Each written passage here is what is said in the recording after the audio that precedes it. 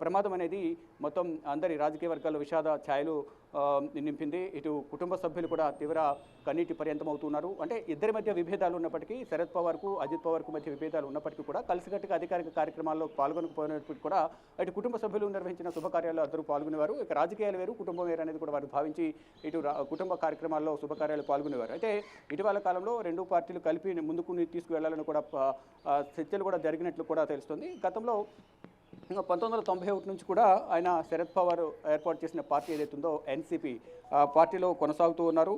ఇప్పుడు మధ్యలో కొంత రాజకీయ పరిణామాలు కానీ ఇద్దరి మధ్య విభేదాలు రావడం వల్ల కానీ ఆయన పార్టీని వీడి వేరే పార్టీకి వెళ్లాల్సిన పరిస్థితి అయితే కనిపిస్తోంది. మొత్తంగా చూసుకుంటే ఎక్కడికక్కడ ఈ పార్టీని బలోపేతం చేసుకుంటూ ఆయనకంటూ ఒక ప్రత్యేక గుర్తింపును ఆయన తీసుకుని వచ్చారు. ఇక ట్విట్టర్ వేదిక ఒక్కొక్కరుగా కూడా స్పందిస్తున్నారు. సివిల్ ఏవియేషన్ అయితే అధికారికంగా దీని గురించి స్పందించింది. ఇక శరద్ పవార్ అన్న కుమారుడు అజిత్ పవార్ రాజకీయాల్లోకి రావడంలో అజిత్ పవార్ కూడా కీలక పాత్ర, అదే శరద్ పవార్ కీలక పాత్ర వహించారు. ఇప్పుడు దాదాపు అన్ని మంత్రివర్గాలు కూడా అందరి మంత్రివర్గాలు కూడా ఆయన ఉప ముఖ్యమంత్రిగా పనిచేశారు. అంటే మహారాష్ట్రకు అత్యధికంగా 6 సార్లు ఉప ముఖ్యమంత్రిగా పనిచేసిన అనుభవం అనేది ఆయనకుంది. ఇది పృథ్వీరాజ్ చౌహాన్ కానీ, దేవేంద్ర ఫడ్నవీస్, ఉద్ధవ్ ఠాక్రే, అలాగే ఏక్నాథ్ షిండే మంత్రివర్గాల్లో కూడా ఆయన పనిచేశారు.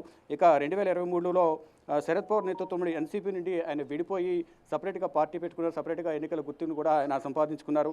తర్వాత బారామతి నియోజకవర్గానికి ప్రాతినిధ్యం వహిస్తూ ఉన్నారు. అదే బారామతి నియోజకవర్గంలో బహిరంగ సభలో పాల్గొనేందుకు వెళ్ళిన నేపథ్యంలో అక్కడనే ఈ విమాన ప్రమాదంలో ప్రాణాలు కోల్పోవాల్సిన పరిస్థితి అయితే ఏర్పడింది.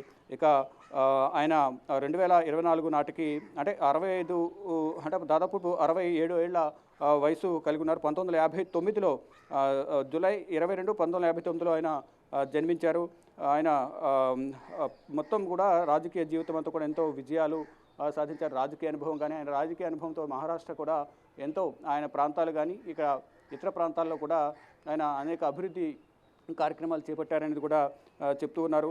అంటే ప్రముఖ రాజకీయ నాయకుడు, ఎంతో కాలంగా అందరి మన్ననలు పొందిన శరద్ పవార్ అన్న కుమారుడు అజిత్ పవార్ మృతి చెందడం పట్ల అటు వారి కుటుంబ సభ్యులు కానీ, ఆయన అభిమానులు, రాజకీయ ప్రముఖులు కానీ, ఆయనతో సత్సంబంధాలు కలిగి ఉన్న ప్రతి ఒక్కరు కూడా తీవ్ర మనోవేదనకు, ఆవేదనకు గురవుతూ ఉన్నారు. అంటే ఒక ప్రభుత్వ కార్యక్రమాల్లో అంటే బహిరంగ సభలో పాల్గొనడానికి వెళ్ళిన సందర్భంలోనే ఈ తుది శ్వాస విడవడం అనేది కూడా అందరూ కూడా జీర్ణించుకోలేకపోతున్నామంటూ కూడా ఆయన అభిమాన వర్గం ఎవరైతే ఉన్నారో సహచరులు కానీ, ఇటు పార్టీ అభిమానులు కానీ, కార్యకర్తలు ఎవరైతే ఉన్నారో వారందరూ కూడా కన్నీటి పర్యంతం అవుతున్నారు. ఎక్కడో కొంత ఆశ ఉంది కానీ ఇంత పెద్ద ప్రమాదం జరగడం అంటే ప్రమాద తీవ్రతను బట్టి ముందు అందరూ కూడా అంచనా వేశారు. ఎక్కడో చిన్న హోప్ ఉంది, బ్రతుకుతారని ఎటువంటి అధికారిక ప్రకటన ఇప్పటివరకు చేయలేదు కాబట్టి అని అందరూ భావించారు. కానీ సివిల్ ఏవియేషన్ మినిస్ట్రీ అధికారికంగా ప్రకటించింది. దాంట్లో ప్రయాణిస్తున్న వారందరూ కూడా మృతి చెందినట్లు కూడా చెప్తున్నారు. ఇక ఇప్పటికే ఆ ప్రమాదం జరిగిన ప్రాంతానికి కానీ మరోవైపు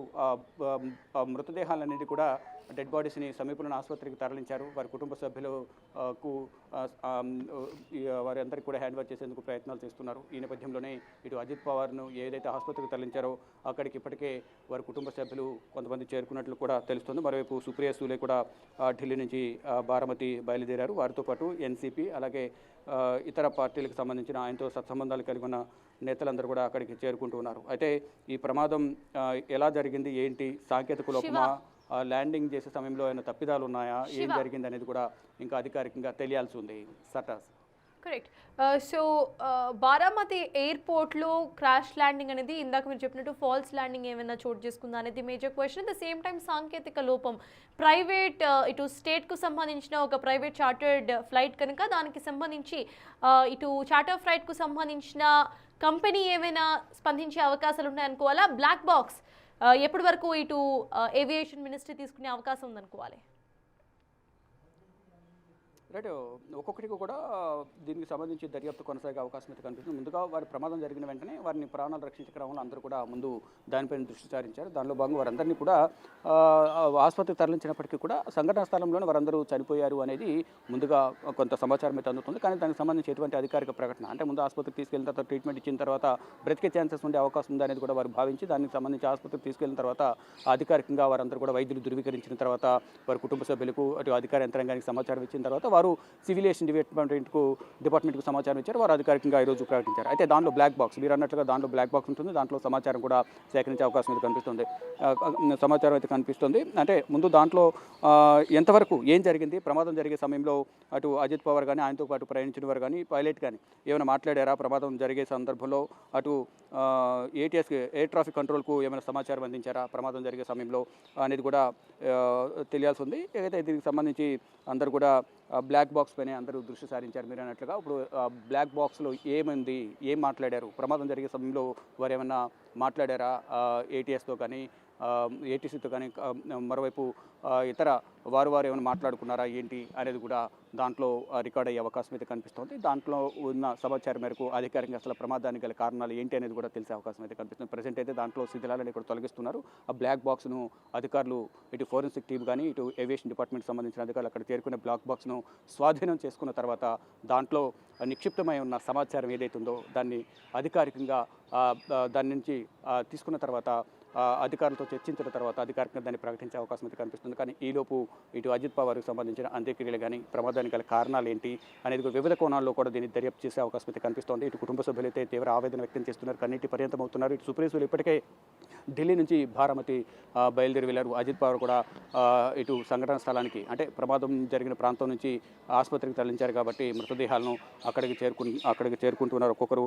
ఇటు ఎన్సీపీ కార్యకర్తలందరూ కూడా ఒక్కొక్కరిగా ఆసుపత్రికి చేరుకుంటూ ఉన్నారు. అక్కడికి వెళ్ళి తమ అభిమాన నేతను చూసేందుకు అందరూ కూడా కన్నీటి పర్యంతమవుతూ కూడా అక్కడికి సంఘటనా స్థలానికి మరోవైపు కొంతమంది ఆసుపత్రికి వెళ్తూ ఉన్నారు. అయితే దీనికి సంబంధించి ఇప్పటికే సివిల్ ఏవియేషన్ ఒక ప్రకటన విడుదల చేసింది కాబట్టి మరోవైపు ఇటు దీనికి సంబంధించిన బ్లాక్ బాక్స్ సంబంధించిన దానిలో నిక్షిప్తమైన సమాచారాన్ని కూడా సేకరించేందుకు బ్లాక్ బాక్స్ని కూడా ఇటు అక్కడ ఉన్న విభాగం ఏవియేషన్ విభాగం కానీ ఫోరెన్సిక్ టీమ్ కానీ వీరంతా కూడా వాటిని బ్లాక్ బాక్స్ని స్వాధీనం చేసుకుని దాని నుంచి సమాచారం సేకరించే అవకాశం అయితే కనిపిస్తోంది. ప్రజెంట్ అయితే మృతదేహాలన్నీ కూడా ఆసుపత్రిలో ఉన్నాయి. ఆసుపత్రిలో ఉన్న నేపథ్యంలో కుటుంబ సభ్యులు మరోవైపు అభిమానులు అందరూ కూడా ఒక్కొక్కరిగా అక్కడికి చేరుకుంటూ ఉన్నారు. ఇక మొత్తం విజువల్స్ అన్నీ కూడా హృదయ విదారకంగా అంటే వెంటనే ఫ్లైట్ క్రాష్ ల్యాండ్ అయిన వెంటనే ఒక్కసారిగా మంటలు వ్యాపించాయి. ఈ నేపథ్యంలోనే ఆ మంటల్లోనే వారంతా కాలిపోయినట్టు కూడా తెలుస్తుంది. అంటే ముంబై భారత్ అంటే చార్టెడ్ ప్లేన్ అది చార్టెడ్ ప్లేన్లో వెళ్ళారు. ఉదయం 8:45 సమయంలో ఈ ప్లేన్ అనేది క్రాష్ అయినట్లుగా కూడా తెలుస్తోంది. ఇంకా దీనికి సంబంధించి ఇంకా మరిన్ని సమాచారం తెలియాల్సి ఉంది, మరింత సమాచారం. అయితే డీజీసీఏ కూడా director general of civil aviation కూడా దీనికి సంబంధించి ఇంతకుముందు చెప్పినట్లుగా 5 చనిపోయారు. అంటే ఎవరైతే అజిత్ పవార్ ఉన్నారో అజిత్ పవార్తో పాటు మరో 4 మొత్తం 5 చనిపోయారు అనేది కూడా చెప్తూ ఉన్నారు. ఇంకా దీనికి సంబంధించి ఇంకా అధికారికంగా సమాచారం అయితే తెలియాల్సి ఉంది. అంటే అజిత్ పవార్తో పాటు మొత్తం దీంట్లో ఉన్న వారి ప్రయాణికుల వివరాలు కూడా ఇంకా తెలియాల్సింది. ఎవరెవరు వెళ్ళారు, అధికార యంత్రాంగమా, ఇంకా వారితో పాటు ఉన్న పార్టీలో కీలక నేతలు ఎవరైనా ఆయనతో పాటు జర్నీ చేశారా ఏంటి అనేది కూడా ఇంకా తెలియాల్సి ఉంది. అయితే ఇప్పటికే వారి అభిమానులందరూ కూడా సంఘటన స్థలానికి కొంతమంది వెళ్ళారు, మరి కొంతమంది ఆసుపత్రికి వెళ్ళి ఆయన చూసేందుకు వెళ్తున్నారు, మరి కొంతమంది వారి కుటుంబ సభ్యులను పరామర్శించేందుకు వారింటికి చేరుకుంటున్నారు. ఎప్పటికప్పుడు పరిస్థితులను శరద్ పవార్ పర్యవేక్షిస్తూ ఉన్నారు. సుప్రీ సూలే కానీ శరద్ పవార్ కుటుంబ సభ్యులందరూ కూడా అజిత్ పవార్కు సంబంధించిన విషయాలను ఎప్పటికప్పుడు అక్కడ అంటే ఆయన చనిపోయినప్పటికీ కూడా ప్రమాదానికి గల కారణాలు ఏంటి అనేది కూడా వివరాలు సేకరిస్తున్నారు. ఎవరెవరు ఆయనతో పాటు వెళ్ళారనే డీటెయిల్స్ కూడా వారి కుటుంబ సభ్యులు అజిత్ పవార్ కుటుంబ సభ్యులు కూడా సేకరిస్తూ ఉన్నారు. ఇక ఇంతకుముందు చెప్పినట్టుగా సుప్రీసులే సంఘటనా స్థలానికి వెళ్ళారు. వారితో పాటు మరికొంతమంది ఎంపీలు కూడా అక్కడికి వెళ్ళినట్టు కూడా తెలుస్తోంది. ఇక రాజకీయ జీవితం విషయానికి వస్తే మహారాష్ట్రలో అత్యధిక సార్లు ఉప ముఖ్యమంత్రిగా పనిచేసిన అందరి ముఖ్యమంత్రులుగా ఇటు పృథ్వీరాజ్ చౌహాన్ కానీ, మరోవైపు శివసేన షిండే, మరోవైపు ఇటు దేవేంద్ర ఫడ్నవీస్ వీరందరి క్యాబినెట్లలో ఉప ముఖ్యమంత్రిగా ఆయన పనిచేశారు. మరోవైపు శరద్ పవార్ మంత్రివర్గంలో కూడా మంత్రిగా పనిచేశారు. రాజకీయంగా కూడా ఆయన మంచి పేరు సంపాదించుకున్నారు అనేది వారి కుటుంబ సభ్యులైతే చెప్తూ ఉన్నారు. అంటే అత్యంత ప్రభావవంతమైన నేతగా ఆయన కొనసాగుతున్నారు. అంటే అజిత్ పవార్ రాజకీయ జీవితం చరిత్ర ఒకసారి మనం చూసుకుంటే కనుక 2024 నుండి మహారాష్ట్ర ఉప ముఖ్యమంత్రి ఎన్సీపీ అజిత్ వర్గం నాయకుడిగా కూడా ఆయన కొనసాగారు. రాజకీయ ప్రస్థానం అనేది 1991లో శరద్ పవార్ నేతృత్వంలోని ఎన్సీపీలో కీలక పాత్ర పోషించారనేది ప్రధానంగా మనకు తెలుస్తోంది. అత్యధిక సార్లు ఇంతకుముందు పృథ్వీరాజ్ చౌహాన్ గతంలో కాంగ్రెస్ హయాంలో పృథ్వీరాజ్ చౌహాన్ కేంద్ర మంత్రిగా వ్యవహరించారు. ఇటు మహారాష్ట్రకు కూడా ముఖ్యమంత్రిగా కూడా పృథ్వీరాజ్ చౌహాన్ వ్యవహరించారు. దేవేంద్ర ఫడ్నవీస్ ఇప్పుడు దేవేంద్ర ఫడ్నవీస్ మహారాష్ట్ర ముఖ్యమంత్రిగా ఉన్నారు. దేవేంద్ర ఫడ్నవీస్ గతంలో ఆయన కూడా మహారాష్ట్ర ఉప ముఖ్యమంత్రిగా కూడా పనిచేశారు. ఇక ఉద్ధవ్ ఠాక్రే, శివసేన ఉద్ధవ్ ఠాక్రే ఎవరైతే ఉన్నారో ఆయన గతంలో ముఖ్యమంత్రిగా ఉన్న సమయంలో ఈయన కూడా ఆయన మంత్రివర్గంలో పనిచేశారు. ఏక్నాథ్ షిండే శివసేన ఉద్ధవ్ ఠాక్రే వర్గం నుంచి షిండే కూడా విడిపోయి ఇటు ఎన్డీఏ కూటమిలో చేరడం, ఆయన కూడా మహారాష్ట్ర ముఖ్యమంత్రిగా పదవి బాధ్యతలు చేపట్టడం, మళ్ళీ ఇటీవల ఏర్పడిన ప్రభుత్వంలో ఎన్డీఏ కూటమిలో ఉప ముఖ్యమంత్రిగా ఆయన కూడా పదవి బాధ్యతలు చేపట్టారు. ఇటు ఇద్దరు ఇప్పుడు ప్రజెంట్ ఉన్న గవర్నమెంట్లో మహారాష్ట్ర గవర్నమెంట్లో ఇద్దరు ఉప ముఖ్యమంత్రులు ఉన్నారు. వారిలో దేవేంద్ర ఫడ్నవీస్ ముఖ్యమంత్రిగా ఉండగా శివసేన షిండే ఉప ముఖ్యమంత్రిగా, రెండవ ఉప ముఖ్యమంత్రిగా అజిత్ పవార్ను నియమించారు. అయితే కొన్ని అనుమానాలు కూడా వ్యక్తమవుతున్నాయి. అంటే అది సాంకేతిక లోపం వల్ల జరిగిందా ఏంటి అనేది కూడా ఇంకా తెలియాల్సి ఉంది. కానీ అనుమానాలన్నీ కూడా ఇది సెకండరీ. ముందు ప్రాణాలు కోల్పోయారు, ప్రమాదం ఎలా జరిగింది అనేది కూడా ముందు దానికి సంబంధించి దర్యాప్తు కొనసాగిస్తున్నారు. ఇక ఈ అనుమానాలకు సంబంధించి పలు అనుమానాలు వ్యక్తం చేస్తున్నప్పటికీ కూడా, రాజకీయ కారణాలు ఉన్నప్పటికీ కూడా అది ఎంతవరకు నిజం అనేది కూడా ఇంకా అధికారికంగా అయితే తెలియాల్సి ఉంది.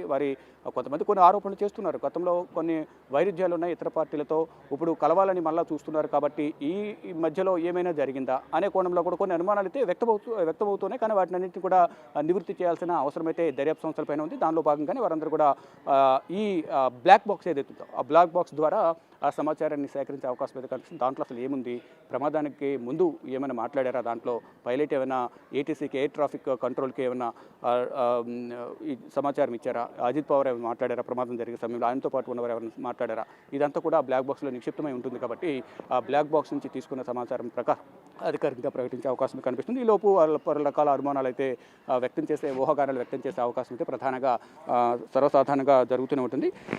ఇప్పుడు కానీ ఈ ప్రమాదం పైన అందరూ దృష్టి సారించారు. అది ల్యాండింగ్ అయిన ప్రాంతం కూడా మీరు చెప్పినట్లుగా చూస్తే అది రన్వేనా లేదా వేరే ఏమైనా ప్రాంతమా, సపరేట్గా ఏమైనా ఏర్పాటు చేశారా, Ajit Pawar chartered flight land కావడానికి ఏమైనా సపరేట్గా రన్వే ఏమైనా ఏర్పాటు చేశారా, ఈ రకంగా కూడా కొన్ని అనుమానాలు కూడా వ్యక్తపరుస్తూ ఉన్నారు. ఒక్కొక్కరిగా కుటుంబ సభ్యులు కానీ, మరోవైపు పార్టీ కార్యకర్తలందరూ కూడా ఒక్కొక్కరికి ఇక్కడ చేరుకుంటూ ఉన్నారు. దానిలో భాగంగా ఇటు ప్రధాని నరేంద్ర మోడీ కూడా ఈ ప్రమాదానికి సంబంధించి ఆరా తీస్తున్నట్లుగా కూడా తెలుస్తోంది. మరోవైపు ఇటు కేంద్ర హోంమంత్రి కానీ, కేంద్ర మంత్రులు కూడా దీనికి సంబంధించి సమాచారం సేకరిస్తున్నారు.